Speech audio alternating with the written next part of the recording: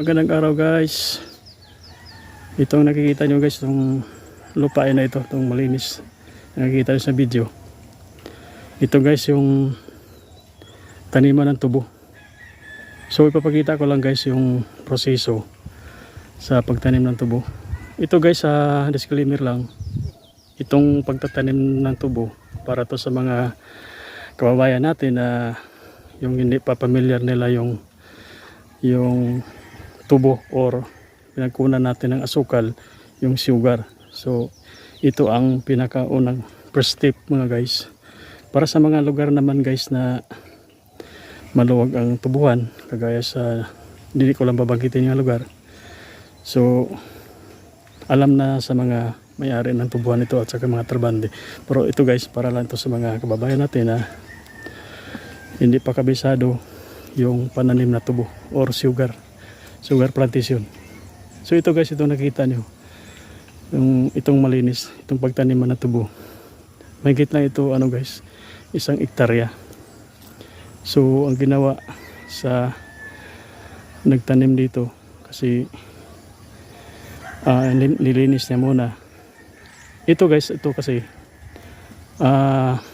naka-harvest niya siya ng 3 beses guys, kasi ang tubo kasi na pananim, 1 beses na tayo mag-harvest sa 1 taon. So yung first generation niya pagtanim, halimbawa itong taon na ito magtanim siya, tulad nito tinatanim, so aabot to siya ng 3 years guys.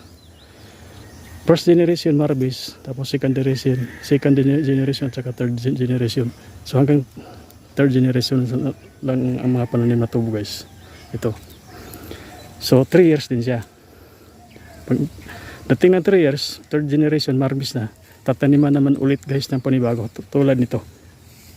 So itong ano guys, ito na area, nakita nyo naman malinis. Ito guys, gitraktor mo na to sa may-ari ng ano, tubo.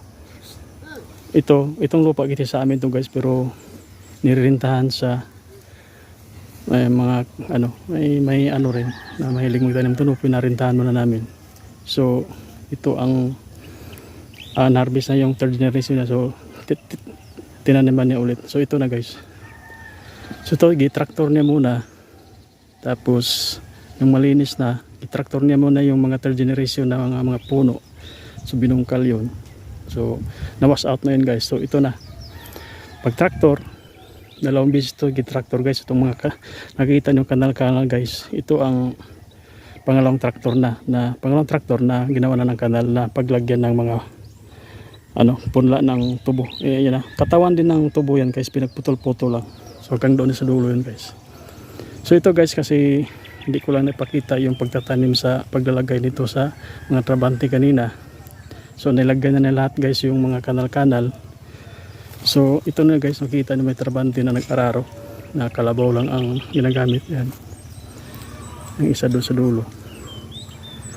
Yan, kita nyo guys yung kababayan natin na kalabaw na nag-araro.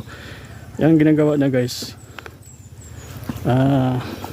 Paano ito guys, kumbaga itong nakikita nyo na nasa kanal-kanal na punla ng tubo, yan ang binibiyak ng gitna guys para matabunan. Ito guys, so lapitan natin. Mag-video lang ko dong ha. So lapitan natin guys para kita na talaga.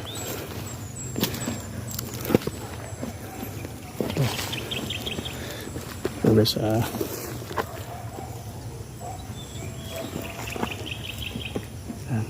antayin na natin guys na babalik dito yung isang kalabaw.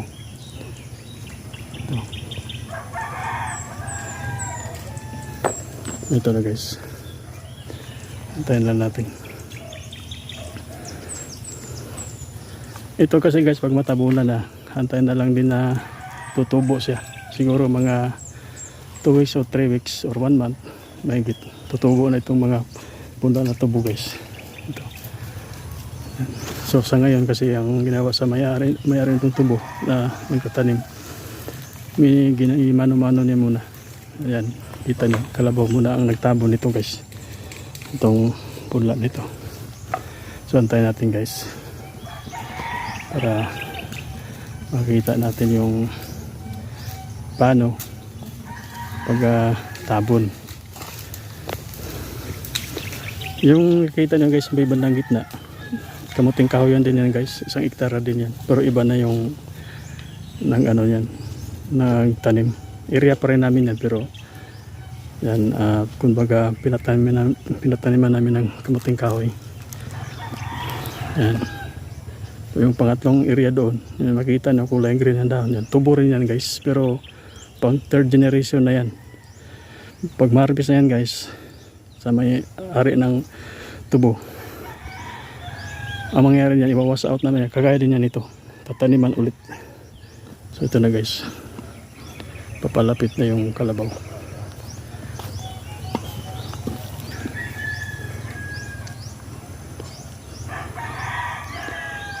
Kaya laking tulong talaga guys yung mga alaga nating kalabaw, kasi nakakatulong talaga sila sa mga kababayan natin na mga farmer.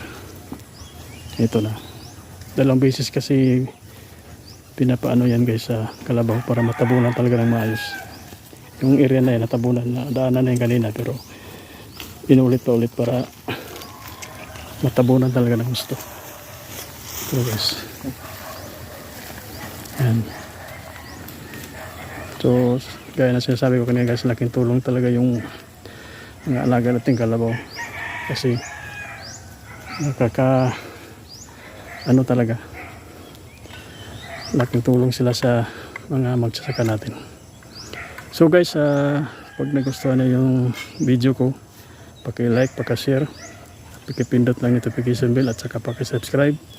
At hanggang dito na lang guys yung video ko. Maraming salamat.